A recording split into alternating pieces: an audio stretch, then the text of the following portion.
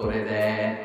আর যখন তুমি আমার উপর রেগে থাকো তখন তুমি মুনাজাতের সময় বলো ওয়া রাব্বি ইব্রাহিম, ইব্রাহিমের রব আপনি আমাদেরকে ক্ষমা করে দেন।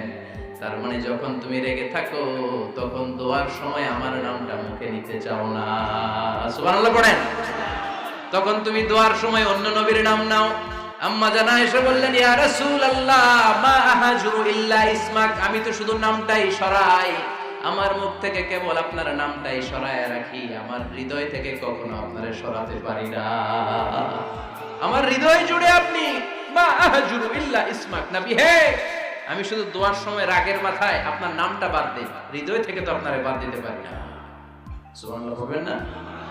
তার মানে নবীদের ফ্যামিলি তো ঝগড়া এগুলো হতো, কিন্তু এটা তালাক পর্যন্ত গড়াতো না, ঠিক কিনা? তাহলে এখন থেকে আমাদের এই স্লোগান নিতে হবে যে ঝগড়া করলেও